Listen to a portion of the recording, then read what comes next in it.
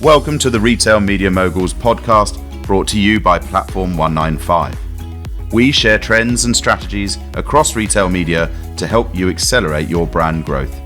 I'm your host, Stuart Adamson. Welcome to the Retail Media Moguls podcast. I'm your host, Stuart Adamson, founder and CEO of Platform 195. Today, we're delighted to welcome Greg Deacon, Vice President of Retail Media Groups and Business Development at Snappy Shopper. Greg brings a wealth of experience at the intersection of retail media and quick commerce, having spearheaded innovative strategies that have significantly impacted the retail, convenience and hospitality sectors. With a career spanning leadership roles at Snappy Shopper, GISP and prominent media organisations, Greg has consistently driven growth through strategic audience partnerships and pioneering retail media initiatives. Welcome to the show, Greg. Thanks for having me. Great intro, by the way. I'm not sure I could beat that. Spot on. There was a whole other paragraph in here, but I think let's cut to the chase. Tell us a bit about that background, because obviously it'd be good to get to you. It's always nice to hear people's journeys and how they've ended up in retail media. Obviously, it's relatively new. Yeah, I guess my journey has not been probably a career that's been laid out deliberately. I think I started off after school and I harbored hopes of being a professional footballer and quite quickly realised that probably wasn't going to happen. Fell into sort of retail convenience on the agency side, working with small convenience stores. So walking into a store and trying to get them to buy, at that time, Unilever products. So it was everything from a Pepperami to a pot noodle, right? So, some big, powerful brands. And that gave me my first entry into retail and experiencing the cold face, actually, of what retailers were going through and very much around small shops. Then, as I sort of felt that this was a career worth pursuing, I ended up working in the sort of publishing industry, actually, and I spent a decade with Telegraph Media Group and News UK. And I think this is where I started to get the bug for media solutions, which predominantly then was print-led, soon to become more digital-led. And then I sort of found myself through starting a family, moved into a much more retail B2B role with National Lottery. So sort of my background then was very much corporate, big brands that were synonymous with people in retail, but gave me a real good platform to work with a cross-section of the industry, both convenience, wholesale and grocery. And then more recently spent a lot of my time non-for-profit and then in startup, where I got to really play with media and media solutions, whether it's through traditional propositions like print media, digital media website, and then more recently when I was at GISP, launching Convenience's first augmented reality solution in physical stores, again, going back to my roots, which was convenience, independent retail. And then I've ended up at Snappy Shopper.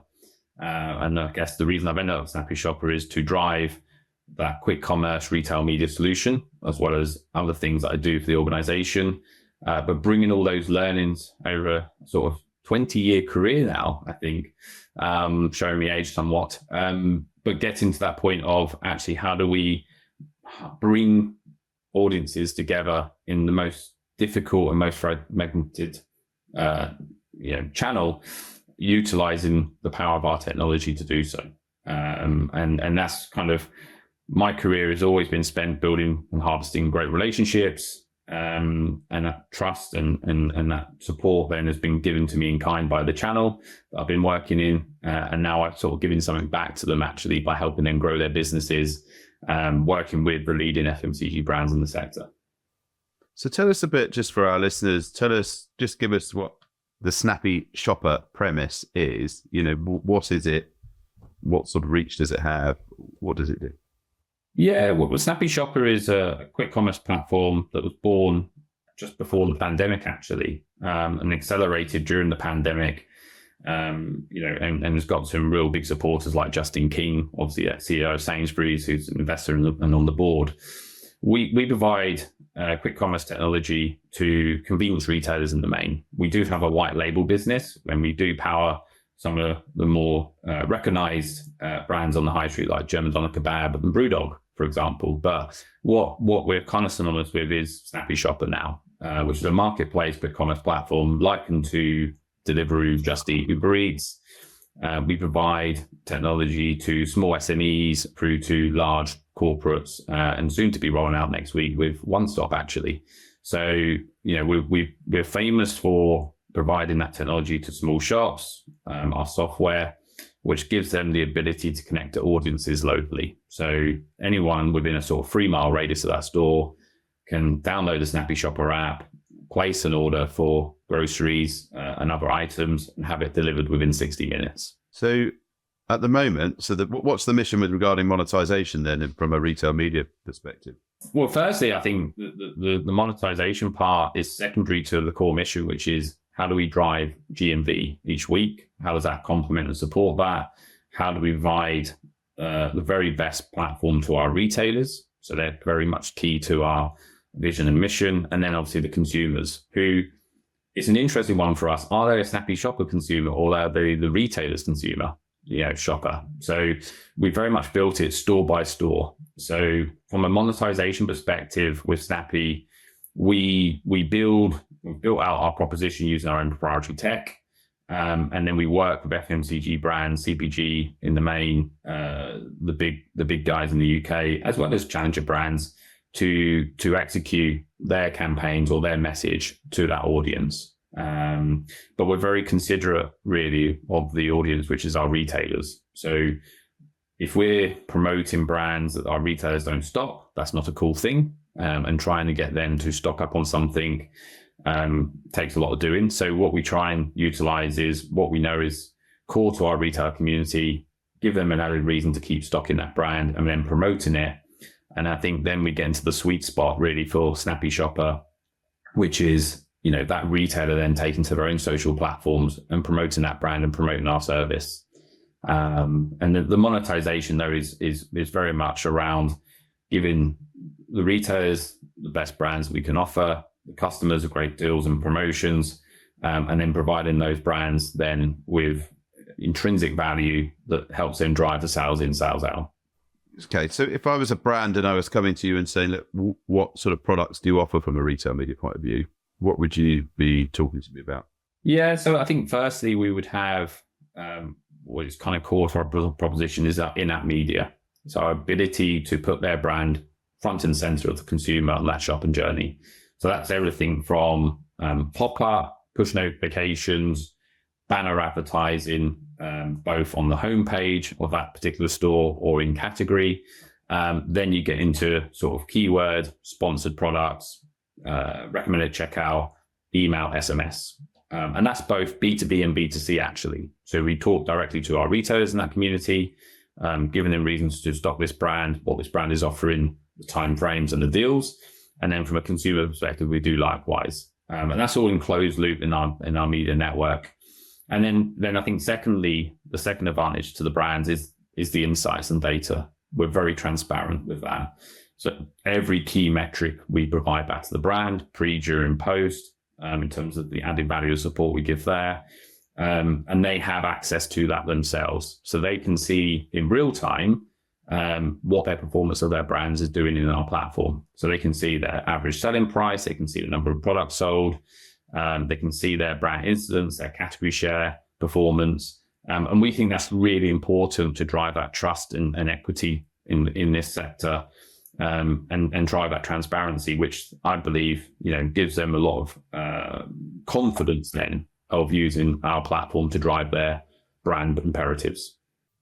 And how does that compare to your competitor set then in terms of that insight and reporting? Are they doing that, do you think? Well, I think this is one of the challenges with the sector. I'm not sure we're all doing it very well or consistently. And I think that sometimes can create certain perceptions which form realities in brands, which is, well, I tried it elsewhere and it didn't work for me, and these are the reasons why. And sometimes you're at the mercy of what the others are doing, actually. So I think we all need to do a better job of talking up the value and the opportunity with data and how transparent are we with it. I think we also have to make sure we set it up correctly to be able to offer what the brands need. And like I say, some of those things I've already mentioned is what the brands are asking for. So given what they want. Now, some charge for it because they believe their data is very valuable. Some will provide it as added value service as part of working with us. And that's what we do. So we believe truly in really strong long-term partnerships. I want to use the data as a power of good, because I've got a responsibility not just for Snappy, but for our retailers in that community.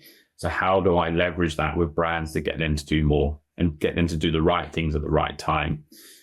So I would say overall, the sort of score report would say could do better, I think, as an industry, and operators and propositions within it.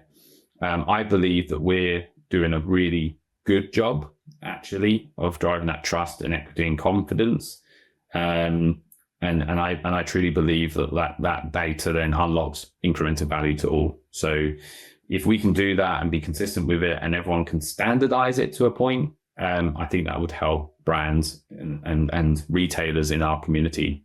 I agree with that. I think, anything that's to the betterment of that measurement is good, and it's good to actually see you starting on that level of reporting, because as you're right, it just builds transparency. The transparency builds the trust that you need in order to keep that business growing year on year. Where's the when you're talking to your partners, is it generally going brand direct, or are you going via the media agencies generally?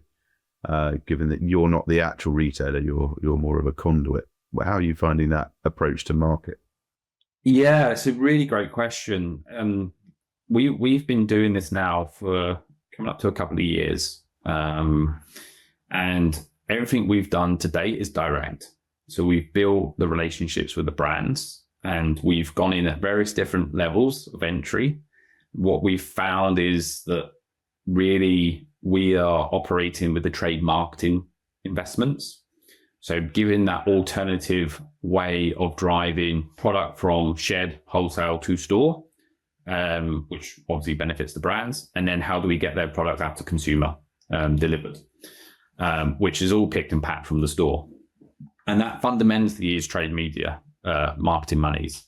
And that's been direct. What we do recognize in some instances where it depends on the structure of the brands, that we can go into a quick commerce, e-com, shopper marketing, brand media, but it's very few and far between. So I think that's still forming within the brand world. And that could change then our direction of travel in terms of how we're perceived and how we're seen. And I think it goes back to that data. We can do so many different things. It just depends where the budget holders sit within that organization. But what we've done a very conscious job of is actually, let's challenge the norm of how we can sell within this space. Let's challenge the norm of how we can sell more product out of a physical box, even though we're a digital entity that's all the product is coming from that store off the shelf. And I think that gives real opportunity then to the brands who have their convenience grocery channel strategies that's inclusive of wholesale and sort of sales out from stores. And I think we play a really complementary supporting role in that. Where I do see us moving forward, and I do recognize that we perhaps lose a lot of revenue opportunity with the trade desk and others, that we've not got that self-serve media capability with the agencies. But what we've been very conscious of is to start this and build trust, build equity, build confidence, is basically building it from the ground up. Let's get into the brands, drive that brand message, drive that proposition that we're providing, which gives then various stakeholders within that community the confidence and the trust they need. And then we'll start adding layers. And I think at the right time, then we'll start to explore going beyond that direct approach. But I certainly don't want to lose it, because I think it's a much greater way of doing business. It's not a transaction, it's a partnership. You're starting to get into really deep level joint business plans in this sector, in this channel, which I think, again, would always add advantages to our retailers and then on to our consumers.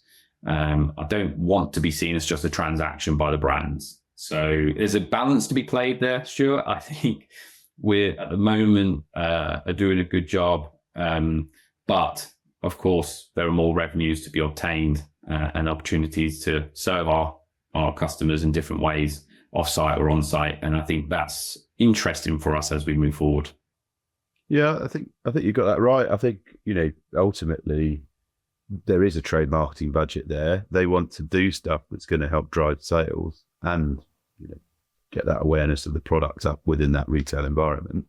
And actually, there's no route to market really for when you've got lots and lots of these smaller convenience stores, right? So actually, you get an aggregator like you come in. It's a great way for them to carve off some budget and say, well, let's test this and try this. And this is a good way to get into that sort of grassroots stuff, all the corner shops and the smaller convenience stores. It's low-hanging fruit for you. It's actually easier in many ways than going to the media agencies and trying to knock on doors. But that will come as you grow, I guess. Exactly. As we scale up, it will start to differentiate somewhat. But I think in the scaling up of what we're offering, and then unifying that fragmented universe of different fascia, symbol fascia in that convenience channel, actually for anyone in that channel who's a convenience lead, a retail lead, actually this is a great way for me to test and learn, as you say, a great way to understand my audience better. Actually, it's really interesting for us talking to a lot of brands around pack formulation, who's buying what, because actually a lot of convenience is on the go. So it's smaller, bottle sizes like 500 ml bottles, 330 ml cans in store because it's consumed now, right? And people can't typically carry out a lot of product. So they're buying for lunch, they're buying for breakfast, they're buying after school. Whereas in the Snappy world, we have a slightly different alternative customer, still a convenience customer, mum, 30 plus, buying on behalf of the family. But what you're seeing is bigger pack formulation. So it's actually complementing some of their strategies from an in-store environment, which is saying, well, actually, I'm selling more of 1.5 litres. I'm selling more of multi-packs, bigger multi-packs of crisps. And that's because it's being delivered. So it's much more convenient. So when you then start to play that out, and that's why I love the fact that we can then start getting a bit gritty, a bit deeper into those sort of joint business plan discussions around, well, actually, what could Snappy offer us that's alternative to our current strategy, but complements it, that actually gives us a much broader reach in our portfolio to drive sales in, sales out. And actually for the retailers then, dare I say it, some of these things that sit on shelf, not gather dust, but a slower rate of sale, we can help accelerate that. And that then supports retailers' margin, it supports brands. And I think that's a really interesting opportunity for a lot of brand owners out there. When they're thinking about the channel, it's not just about consume now, it can be consumed later, much more likened to a grocery shop. Yeah. And what about sort of leveraging that retailer network? And, when we're talking about in-store activity and things like that, is there an opportunity there are you looking at that and how you might leverage those convenience stores to create a sort of in-store network? I think, with a name like Snappy Shopper, I think we'll very much be looking towards the future of we can do things in store and online. We're launching loyalty at the moment, Snappy Rewards. Whether it's going to be called that in the future, we don't know yet. But we're very much thinking about actually how do we bring that out of home or home customer into a store environment, if it's convenient for them to do so. And equally, how to bring the in-store customer online, and how does that then drive real stickiness to that store and loyalty to that store? So I do see us moving to that space in the near future. I think with our technology, there's an enablement there. We've integrated with a number of EPOS companies. We've done the hard yards in terms of connecting technologies from a store environment, which helps us on price, availability, stock management. And I think naturally then with a name like Snappy Shopper, why couldn't you shop in store and online and get the benefits? And I think that can then really add different alternative media capability then to the brands. Not only is this at the moment seen as pure play online at Quick Commerce, actually it can support our in-store play of driving footfall back into a store and driving that rate of sale for our brands. So yeah, I think it's without giving too much away, I think it's an interesting opportunity for us. And as we build real value, and in a number of cases, we're up to 40-45% of the weekly sales is delivered in some of these stores. Actually, for these retailers, then communicating Snappy Shopper from an in-store environment perspective, or getting that benefit to be rewarded in store using the Snappy Shopper app, to as a form of membership, I think is rather compelling, actually. Yeah, definitely. So, what's the scale of the business in terms of users and customers? Yeah, so at the moment we do roughly analyze just over 100 million sales. We have just over 1,000 stores in the UK. We have a high penetration as a Scottish founded business in Scotland. And I think we're pretty famous in Scotland with a big penetration of stores there. But as we start to do more in England and Wales and Northern Ireland, and as we move further towards the south and London, I think that's going to be really interesting. One of the key things for us is that we offer off-the-shelf pricing. So it's not inflated with Snappy because of that low fee structure that we have with the retailers. They're able actually to offer off-the-shelf pricing to consumers. And that's a key differentiation for us. So that drives good loyalty locally for the retailer, that price promise. They don't feel that they are ripping their customers off, shall we say, to provide a service that convenient to them locally. And as we expand, we believe that we'll soon be at 2,000 stores. And then we're getting into the realms of, at the moment, around 340,000 orders a month. That will soon be 500,000 plus. And, to your earlier question, we're not just trying to scale a really great quick commerce business. We're trying to scale a really great business for retail. And through our partnerships with third-party logistics, tech partners, integrations, EPOS, that'll help us scale and go beyond. And obviously this summer, from July, we're rolling out with One Stop nationally, which is our first national rollout of a convenience chain or a national retailer in this network. And I think there'll be many more to come, which will help drive our growth. Fantastic. Tell us about that, the how you're leveraging those third-party logistics. Presumably that's the delivery teams. How do you do that, Pete? Yeah, so that's interesting. So we've got an alternative model to some of the other aggregators in the marketplace. We don't offer last mile delivery. We don't recruit drivers. There's no Snappy Shopper bags and people out there delivering Snappy Shopper goods that are employed by Snappy. And there's a big reason behind that, because that's not something that we want to get into. I think the costs and everything in that space are tricky. But what we then done is we know there's friction for retailers offering delivery and having to do it themselves. So we provide all the technology to be able to offer delivery via their own drivers in a store, their own staff, or recruitment of staff locally. But we've recently been working hard to integrate with the likes of Uber Direct, Stuart Delivery, and other middleware aggregators that can fulfill that delivery at the last mile. So a retailer can pick and pack it in store and focus on that part. And then a driver will turn up to the store to deliver it on their behalf. And that will all be done within 60 minutes of order. And that's given us the sort of next phase of our growth, actually, as more mature, disciplined corporate groups don't want to offer delivery themselves because of the cost implications. They want much more agile, responsive service, and we can provide that. But we still have 98% of our stores at the moment are delivering it themselves with their own staff, which helps them own the last mile, helps them understand the customer, provide a great service. And that also supports the retention. But the technology that we've integrated with just means that we're much more accessible now and removes that frictional barrier to use Snappy. And that, again, supports our growth. Yeah, fantastic. Tell us about that white label. You mentioned you had German Doner Kebab in there and things. See, that's effectively a white labeled e-commerce site, is it? Yeah, e-commerce app. So we both provide that from a retail and a hospitality perspective. So Snappy Technologies is a bit more than just Snappy Shopper, actually. So we power the German Doner Kebab app. We do the likes of Brewdog Now, in-store bars, ordering capability.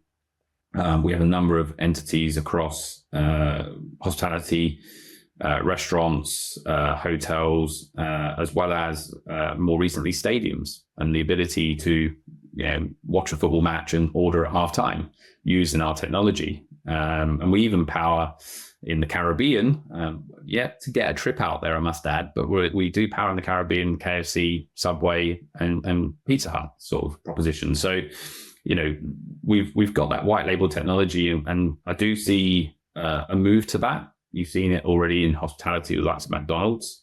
So, we provide white label technology to retailers. That's part of the service we can offer. So if retailers want to own that communication, that marketing, then we provide the same technology on Snappy offering that quick commerce. In the difference that we have is that in hospitality, we do order a table. So are you actually leveraging that from a retail media point of view yet? So obviously it's a big opportunity in there potentially. It is, yeah. It's slightly different for us because obviously in the hospitality side, it's much more of a SaaS model.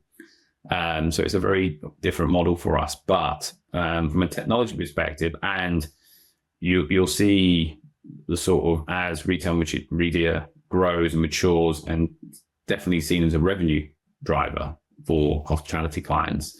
I think that there will be a movement for that, and I do see that as a big opportunity. German Doner Kebab, Brewdog, powerful names on the high street. You can see that brands will be wanting to put their brand front and center of the shoppers that are coming into those spaces and driving conversion and basket incidents. So yeah, I think watch this space. I think that will come over the next 12 months. And as these businesses look to drive different revenue models, they want to utilize platforms that they have highly adopted customers using, and growing as well as their alongside their install play as well. Yeah, I think it's really interesting. It's an interesting space. I've yet to see it work.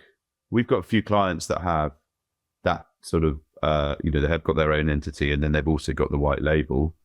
And we've helped guide them on how they can monetize that white label.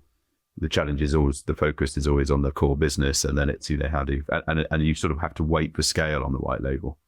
But it is an opportunity. You're right, and I think it could be really, really big. It's just tends to be patience, and then hopefully the business just invests in that area a bit, because often resources get put to the main brand and things like that.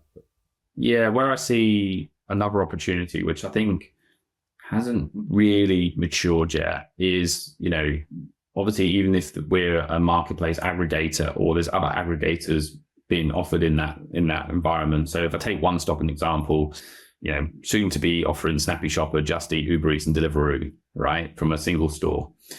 Why can't retail media actually be pushed across those platforms at the same time it's in store, right? And actually, how does that retailer leverage the power of other marketplaces and aggregators to the benefit of the brands, to the benefit of them? Because everything goes back to driving more sale. But actually, how can they sell that media at the same time that actually can be sold on behalf of One Stop, but is serviced then in Snappy Shopper?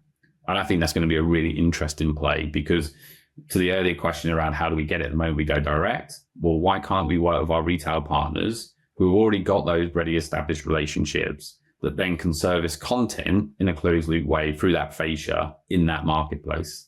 And I think that's a real compelling opportunity for retailers to drive more sales, more customers, but more revenues, working collaboratively with the likes of ourselves and other aggregators to get more of their share of brand monies that's available, and then providing more value back to those brands. Are any of them doing that at the moment? Are they even thinking like that?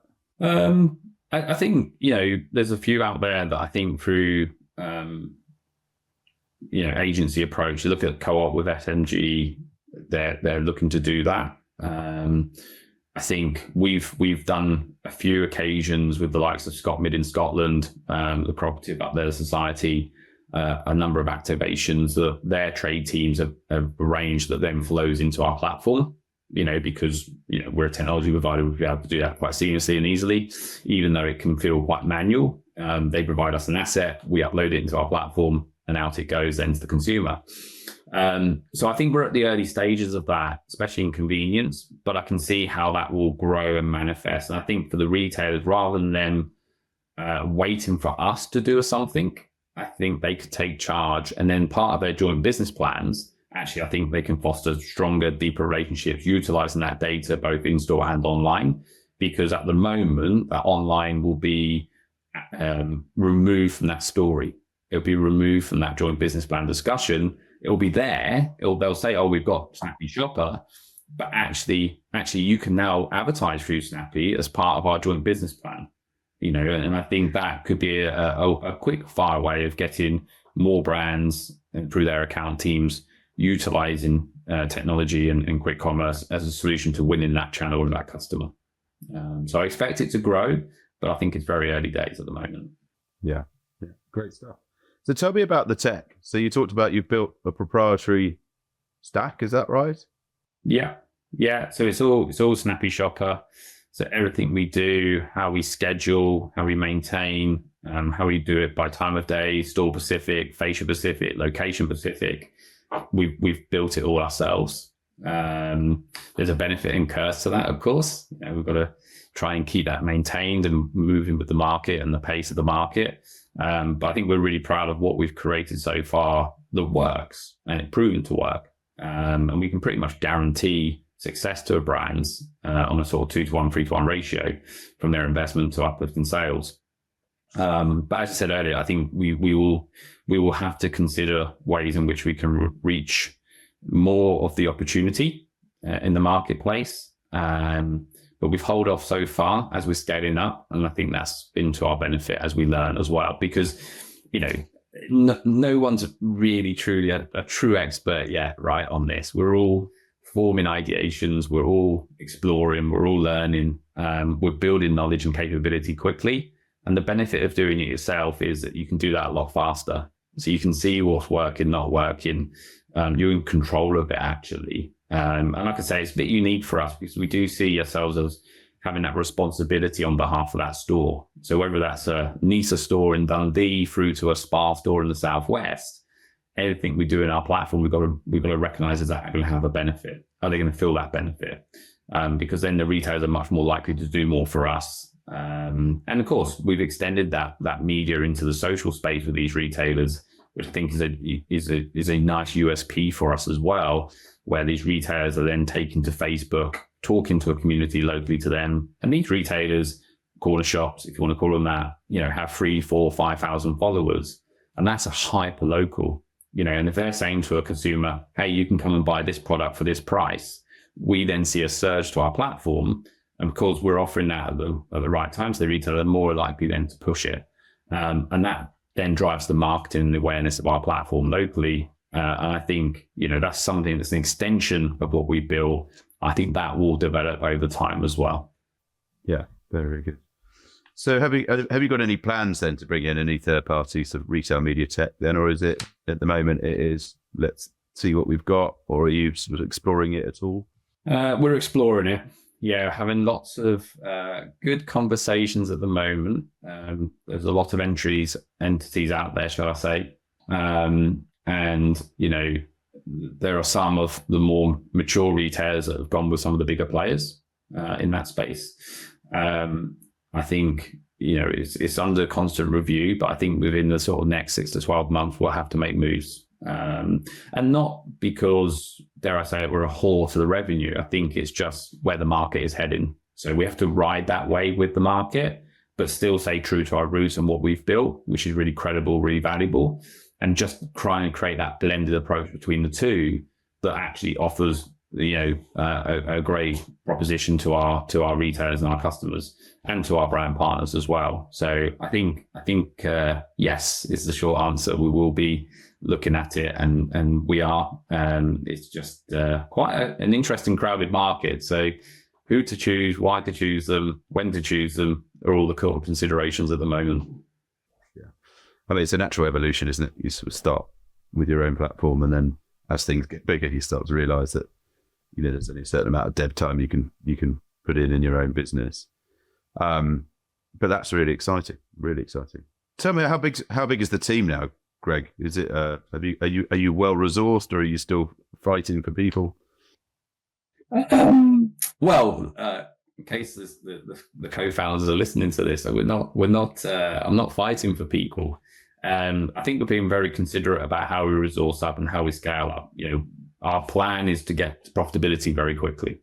So we've got to be considerate of that and how we scale. But the team at the moment is very small. So we have we've just hired a second person in sales. So we have 2 people out there selling and building relationships and partnerships with the brands. And then we have 1 person that does all the scheduling and reporting. So a team of 3 and a bit of me, quite frankly. So a very small team doing what I would call a remarkable job right now of managing partnerships, prospecting new, reporting and driving added value. So we'll have to be considerate of that. I think that's where self-serve and other capabilities are really interesting for me, in terms of, well, how much more resource do we need versus can the technology do stuff for us? At the same time, people like doing business with people, right? So, we've got to bring great people into our business who are really authentic, get it, understand it, and can really help our partners across the sector. And really, I've got a great business that at this moment in time, like I say, are not a whore for the revenue. It's like, no, let's build really great partnerships. Let's really truthfully understand where we're going. Let's ensure that our partners feel supported and have added value from us. And at the same time, Stuart, we get to learn lots because we get to try different things. We've built certain propositions, we've built certain campaigns, and some of them, we never thought would actually materialize into a long-standing thing, and they have become long-standing parts of our proposition. And then it's well supported and promoted by the brands that are working with us. So, yeah, I'd say at the moment we'll continue to monitor resource. I'm sure my team would ask for more people, like everyone does. But at this moment, I think the feedback that we're getting is really positive. So considered scaling will be part of our journey. And as long as we keep being successful, I'm sure the business will continue to support that. Yeah, absolutely. It's the right approach. And the great thing is you started it from 3 people, and then, we'll check back in 2 years and it'll be 10 times the size. So it's going to be an exciting journey for you, I think. I look back on the JavaScript stuff, that was me, and then it was sort of 2 or 3 people, and then it was suddenly 70 people and turning over 100 million. I mean, so it's, it's amazing how quickly, and that was in the space of 6-7 years. So, I mean, it was a pretty slow and then suddenly very fast, because suddenly the belief comes and they start seeing the cash and all that sort of thing. Yeah, I think we're starting to see that sort of hockey stick approach, from launch, and people trying to understand what it is that we're offering and how we're different to some of the other competitors in that space. And I think, you're starting to see that hockey stick approach, and you're starting to see, okay, things are moving quick. We're recruiting new brands constantly, big and small. And I love the fact that we're working with challenger brands. We're bringing new entries to the market, and that's actually something that we're offering as well in terms of some of our partnerships with wholesalers that we've created and retail groups. So we've done that recently as well, helping to launch the likes of Sips drinks into convenience retail. Started a launch with Iceland, and then we working with Sips have brought them into convenience retail, and they've got now a listing with Scottmid, which is fantastic. And that helps us because that product's then on sale on the Snappy Shopper. And customers want it and they're buying it, which is fantastic. But they're the sort of things I really love doing. I love helping the little guy and getting them to market. And actually that creates a point of difference for our platform as well. Not just focusing on the core brands, actually how do we bring new brands to market? And I think that creates different challenges for our business in terms of the resource and people. But again, as we scale and as we learn, and as we understand, we'll get even better at that. And I think we'll get even more efficient and effective doing it as well. Yeah. Brilliant. Just last few questions. We've got last couple of questions because we've got not much time left. What about that buy-in internally? Has that been a challenge to get in terms of sort of putting retail media and advertising across the app, or have you had the support there? I mean, how's that been? Because it's never that easy, I think. Well, to be honest, I think this is one of the key reasons for me wanting to join Snappy was the fact that from an executive and CEO co-founder perspective, give me full autonomy to carve this out, and supported us all the way. Both the other co-founders are CTO, so that helps from a tech stack perspective, understanding the relative importance of this. But giving full autonomy and reign on this. So every time you go into the Snappy app and you see the first banner in the store, that is something that our team has created and worked on. And we've got full reign how we do that. And that's great, to be honest, to have that support and autonomy. And, I think that's kind of refreshing. We're not got constraints on what we can do or when we do it. We've, the business trust that we make the right informed decisions at the right time. So right now during the Euros, we've got more alcohol being promoted, snacking, of course. And it's just doing things that are just obvious. Retail's not too complicated, right, in terms of the calendar and seasonality and actually understanding what customers want. And of course, we've got all that data, which helps us make better informed decisions. So it's really refreshing. So we've got that freedom to create, and we've created propositions. We took our take on Big Night In with sofa sessions because we didn't want to just be about the night. We wanted to be about the weekend, people watching sport, family time, watching movies, watching their favorite TV shows. Actually, let's have a sofa session. So that came out of our brand creative thinking, and the business just allows us to crack on and do it. So I love that. I think that's great. We'll make some mistakes a few times, but more than not, we just get permission to crack on and seek some forgiveness from time to time if I need to. I love that. I think that it's such an important part, that creativity, in order to sort of grow those budgets over time and build deal sizes, but more importantly, to create the engagement with the customers, and also the engagement with your partners. Because once that creative piece comes in, you start. It's almost something really tangible rather than sort of throwaway performance advertising. It's very, they can see it, they can see the engagement with it, they become emotional around it, and actually it gives you a heap more metrics to go back to your partner with than just we sold 1% more uplift in product sales or 2% more, whatever it may be. It's a really strong way to help those partners build brand over time, and to get that engagement with them. Yeah, and we have good patience. I think some of the times digitally you can do things and go, it didn't work, so we'll just switch it off. Right, we won't try that again. And I kind of like to let things breathe a little bit. And one of the things that we let breathe, actually interesting on that creativity, was, we know a lot of our customers find it hard. Cost of living crisis and budgets, and we see that in what they're ordering, and how they're supporting their families and supporting themselves.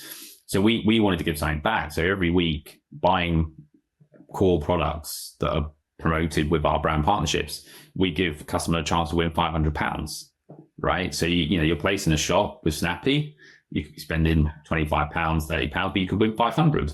And we do that every single week. And that's one of those things about giving back. It's not necessarily a huge GMV driver for us, but it's the right thing to do. So I think there's things within our media that we've done. And even with some of our partners, we've actually created media which is around their charity, and we're taking valuable space, but we're actually saying, no, if someone wants to make a charitable donation that supports your charity of choice, that supports people in your community, then we'll leverage that. We'll use that because it's the right thing to do.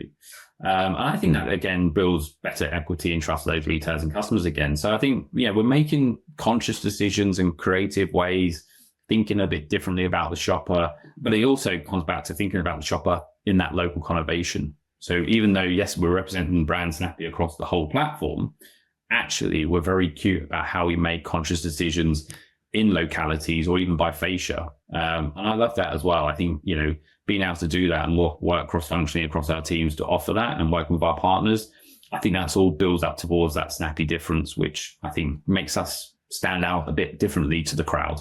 Yeah, brilliant. Now, unfortunately, our time is up, because I think we could carry on for a bit longer, couldn't we? But look, thank you so much, Greg. I mean, that's just been an amazing podcast, actually. Been really great to get your insight and insight into Snappy Shopper and the wider quick commerce retail media bit. Always great to see a media guy as well, who's bridged into the retail media space. Only the best do that, obviously. But yeah, really great, Greg. Thanks for coming on. And as I always say, please do come on again. We'd love to see how you've got on in this incredible journey you're on. Please do come back on in a year or so. Yeah, I'd love to, and hopefully a lot more's happened in that time that we can shout about. So and reflect on from this call. So this podcast. So yeah, no, thank you for having me. It's been a joy, and hopefully back again soon.